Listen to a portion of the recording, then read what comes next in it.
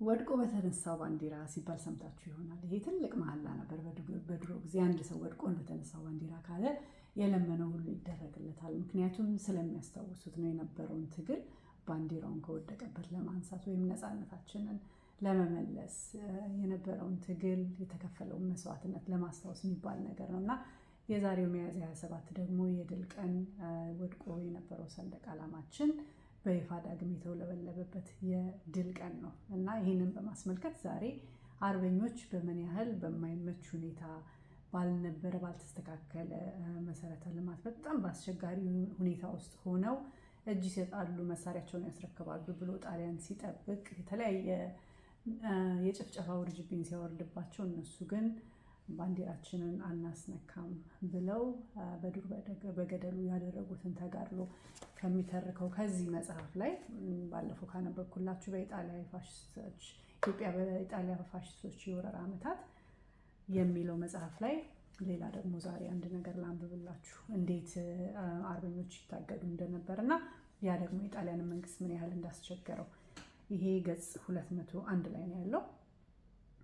በ1937 ዓ.ም የበልግ ወራት ግራዚያኒ የሐረር ጠቅላይ ግዛት ፍጹም ሰላም መሆኑን ሲያስታውቅ በኦሮሞ ሲዳሞ ጠቅላይ ግዛት ብቸኛው የአመፅ አካባቢ በጅማና በነቀምት መካከል ያለው ቦታ ነበር። በምዕራብ ሸዋም አምቦ አካባቢ ከሚሰባሰቡ ተቃዋሚዎች ጋር ጦርነት ተደርጓል።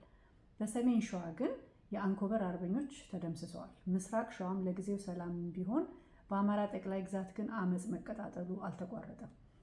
የግራዚያኒ ግምገማ ብዙውን ጊዜ ተጨባጭ ቢሆንም ብዙ ወታደሮችን ለማግኘት ሲል መረጃዎችን ያጋንናቸዋል ተብሎ ስለሚገመት ሪፖርቱ በሮም ባለስልጣናት ዘንድ አይታመንበትም። በ1938 እስከ 39 ዓ.ም ቢሆን ሁኔታው መሻሻል አልታየበትም። ሐረርና ኦሮሞ ሲዳሞ እንደ ወታደራዊ ችግር ባይታዩም በአማራና በሸዋ ግን ግልጽ የሆነ አመፅ ነበር።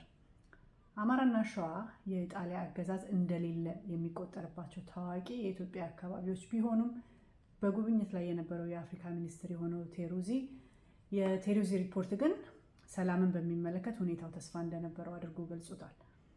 በነበረው አለመረጋጋት የተነሳም ሰዎች በጨለማ ከቤታቸው ሊወጡ ካለመቻላቸውን በላይ ጣሊያኖች እንዳይገደሉ በመፍራት ከአንዳንድ አመቺ ቦታዎች ውጭ እንዳይሄዱ በመስጋት ወደ ገጠር ዘልቀው ሊገቡ አልደፈሩም። አዲስ አበባም ለበርካታ ጊዜያት ስትከበብ የጣሊያኖች ሙትና ቁስለኛ የመሆን አደጋ እየጨመረ መጥቷል። ሙሶሊኒም በኢትዮጵያ ውስጥ ስላለው አመፅ የሚቃረኑ መረጃዎችን ሰጥቷል። በ1936 ዓ.ም አመፁን ለመደምሰስ የሚካሄዱ ወታደራዊ ዘመቻዎች የፋሽስቶች በተከታታይ ወደ ህዝብ ዘልቆ የመግባት እንቅስቃሴ ተደርጎ እንዲታይ በጋዜጣ እንዲዘገብ አዟል። በ1938 ደግሞ በሀገሪቱ ሰላም መስፈን ቀርቶ ሙሉ በሙሉ እንኳን ሳትያዝ ለኢጣሊያ ህግ መወሰኛ ምክር ቤት ሰላም መሆኗን ስላስታወቀ ሙሶሊኒ ተከታታይነት ባለው ሁኔታ ይካሄድ የነበረው ወታደራዊ ዘመቻ ጋዜጦች እንዳይዘግቡ ከልክሏል። በአማራ ጠቅላይ ግዛት አመፁ ከፍተኛ ደረጃ ላይ ደርሶ በነበረበት በ1938 ዓ.ም ሙሶሊኒ ጎጃም ሰላም መሆኑን የሚገልጽ የሐሰት መረጃ ታትሞ እንዲሰራጭ አዟል። በሁለተኛው የዓለም ጦርነት ዋዜማ የተበሳጩ ጣሊያኖችን ለማረጋጋት በአማራና ሸዋ ሰላም መስፈኑ ያለቀ ጉዳይ መሆኑን ጋዜጦች አረጋግጠናል ብለው ጽፈዋል። እንግዲህ የሚያሳያችሁ ምንድነው? ሙሶሊኒ አመፁን መቆጣጠር ግራዚያኒ ወይም ያሉት ተወካዮች አመፁን መቆጣጠር ስላልቻሉ የሐሰት መረጃ ለህዝቡ ይሰጡ ነበር፣ ለፓርላማው ያቀርቡ ነበር ማለት ነው።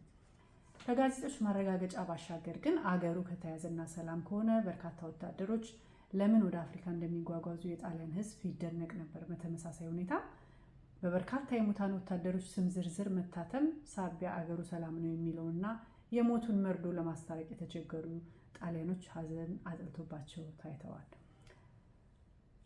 በመጨረሻም ጣሊያኖች አርበኞችን ድል ማድረጋቸውንና ነገር ግን የጣሊያን እንዲገቡ ሊያሳምኗቸውና በመቻቻል አብረው መኖር እንዳልተቻለ አስታወቀ።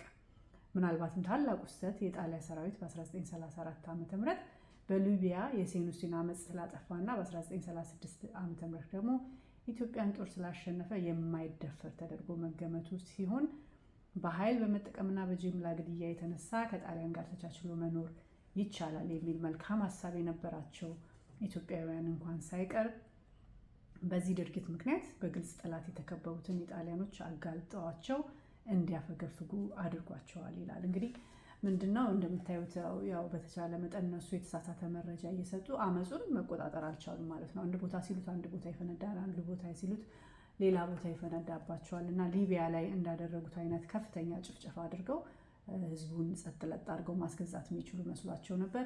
ያ ግን በኢትዮጵያ አልሆነም። ከዛ በኋላ ግራዚያኒ